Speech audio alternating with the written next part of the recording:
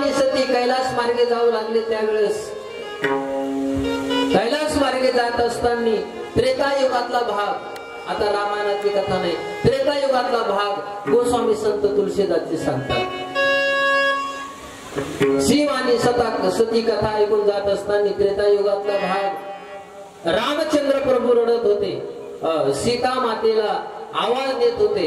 रामचंद्र प्रभू रडतात, लक्ष्मणजी समजण्याचा प्रयत्न करतात, भैया रोना नहीं, कुछ दिनों के बाद भाभी मिल जाएगी, भैया रोना नहीं. रामचंद्र प्रभू रडतात, लक्ष्मणजी रडतात. त्याच रस्त्याने जात असताना भगवान शिवजीने मनामध्ये विचार केला, ज्याची कथा आपण ऐकली ते माझं इष्ट देव मला दर्शन देण्याकरता आलं. आणि म्हणून महादेवाने भगवान शिवजीने रामचंद्र प्रभूला नमस्कार केला. त्रेतायुगातला भाग. सतीने मनामध्ये विचार केला की ते बायकोसाठी रडतं आणि हे त्याला देव समजून पाया पडतं. भगवान शिवजीला वाटलं जवळ जाऊन नमस्कार करावा, जवळ जाऊन दर्शन घ्यावं रामाचं. भगवान शिवजीला वाटलं ही दक्षाची मुलगी आहे सती, कारण दक्ष का मतलब आहे चतुरता, दक्ष का मतलब हुशार. ही हुशार बापाची मुलगी आहे की ही तर डोकं चालून की झालं हे ते बायकोसाठी रडतं आणि हे त्याला देव समजून पाया पडतं. भगवान शिवजीला जाता आलं नाही. मोठे मोठे नापास झाले तिथं. कुठं?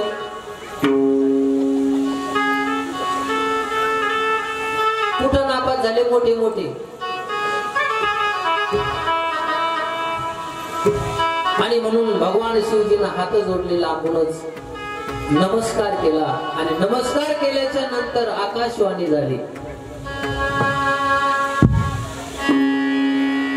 भगवान शिवजीला सतीने विचारलं, प्रभू कोण आहे, तुम्ही त्याला का नमस्कार करता? शिवजी सांगतात, सती आपण ज्याची कथा ऐकायला गेलो अगस्ती महाराजाच्या आश्रमामध्ये ते माझं इष्ट देव मला दर्शन देण्याकरता आले. सती म्हणू लागली भगवान शिवजीला, प्रभु अगस्ती महाराज तो प्रवचन में बताते थे कि राम ब्रह्म है, राम ब्रह्म है तो ब्रह्म को वियोग कैसा और वियोगी ब्रह्म कैसे? सतीचा प्रश्न आहे भगवान शिवजीला. भगवान शिवजीला सती विचारते, देवा तुम्ही म्हणले ना राम ब्रह्म आहे, ब्रह्माला वियोग कसं काय आणि वियोगी कसं काय ब्रह्म होऊ शकतं?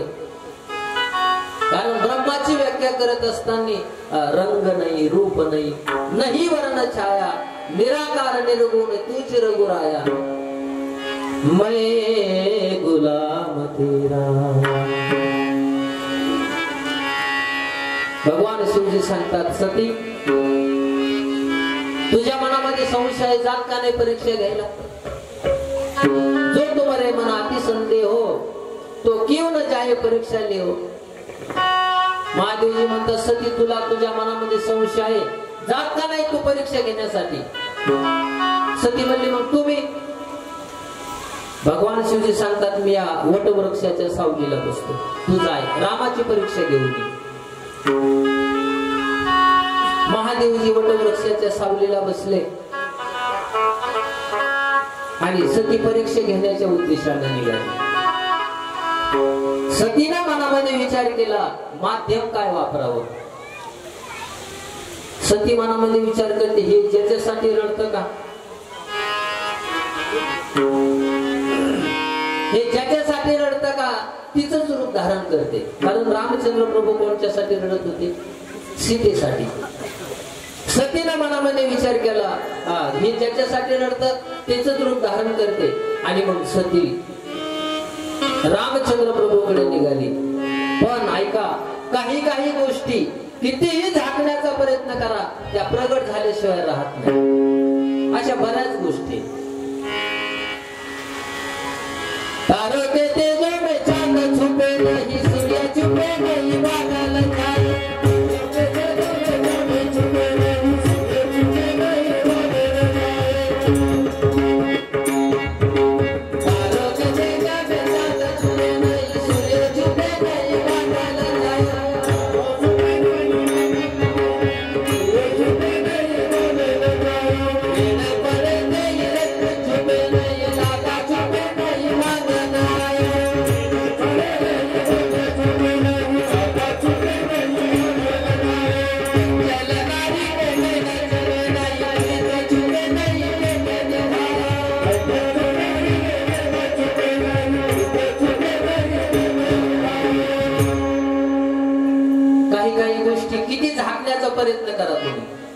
त्या झाकल्या जात अशा बऱ्याच गोष्टी आहेत. तारों के तेजों में चांद छुपे नहीं, सूर्य छुपे नहीं बादल छायो, रेड पड़े ते रजपूत छुपे नहीं, दाता छुपे नहीं मांगना आयो, चंचल नारी के नयन छुपे नहीं, प्रीत छुपे नहीं पेट दिखावे, कवि गंग कहे सुरशाह कबर, कर्म छुपे नहीं बहुत लगायो. आकाशामध्ये किती तारे चमकू द्या तरी चंद्र झाकले जात नाही. आकाशामध्ये किती बी आभाळ येऊ द्या, आकाशामध्ये किती बी ढगाची फळी दाटू द्या, आता आलं का आभाळ? पावसाचं वाण आहे का नाही का? तरी पण सूर्य झाकल्याच अशा बऱ्याच गोष्टी आहेत. भगवान शिवजी वटवृक्षाच्या खाली बसले, सती सीता झाली आणि रामचंद्र प्रभूच्या जवळ गेली आणि रामचंद्र प्रभूंना बघितलं आणि रामचंद्र प्रभूंनी ओळखलं. रामचंद्र प्रभू म्हणतात, माँ मेरे पिता भगवान शंकर कहाँ है? लाजली सती. सतीला भयभीत झाली, डोळे मिटले, डोळे मिटले, पुन्हा डोळे उघडले, तिथं राम नाही लक्ष्मण नाही. पुन्हा डोळे झाकले, पुन्हा उघडले, आता तिथं रामचंद्र प्रभू आहे, लक्ष्मणजी आहे, सीता माता आहे, हनुमंतजी सेवा करतात. पुन्हा डोळे मिटले, पुन्हा उघडले, आता तिथं कोणीच नाही. भयभीत झाली सती. इकडे भगवान शंकर मनामध्ये विचार करतात, आता ही माझी माता झाली, सती सीता झाली आणि भगवान शंकर सीतेला आपली माता म्हणत होते, समजित होते. भगवान शंकर शिवजी म्हणतात, ही सती सीता झाली, आता सीता माझी माता आहे, आता हिच्या सोबत पत्नीत्वाचा संबंध ठेवायचा नाही का? कारण ही माझी माता झाली आणि हिच्या सोबत जर पत्नीत्वाचा संबंध ठेवला तर जगातल्या भक्तीच्या नात्याला कलंक लागल, म्हणून हिच्या सोबत पत्नीत्वाचा संबंध ठेवायचा नाही. भगवान शंकराने सत्यावर जोर दिला. भगवान शंकराला माहित होतं ही खोटं बोलणार आहे.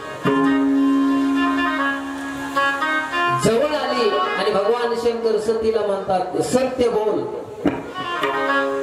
घेतली का परीक्षा? धडधडीत खोटं बोलली. भगवान शंकराला म्हणू लागली, सती म्हणत होती, देवा परीक्षा वगैरे काही घेतली नाही, खोटं बोलली. परीक्षा वगैरे काही घेतली नाही, फक्त एवढा फरक झाला, तुम्ही लांबून नमस्कार केला आणि मी जवळ जाऊन नमस्कार केला. धडधडीत खोटं बोलली, आपल्या पती जवळ खोटं बोलली, आपल्या मालकाला खोटं बोलली. कारण मालक हा देव असतो, पती हा देव असतो.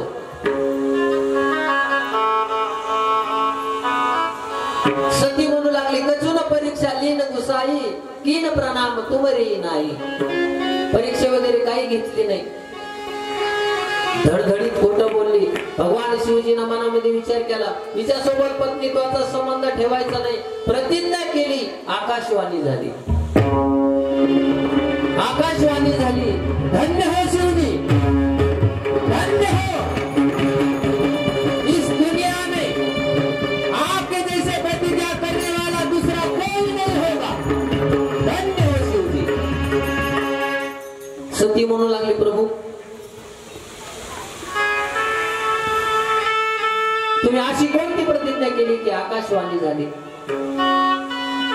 शिवजीला वाटलं हिला आत्ताच सांगावं, तुझा त्याग केला तिला दुःख होईल, म्हणून विविध इतिहासातल्या गोष्टी सांगत सांगत सांगत कैलास पर्वतावरती गेले.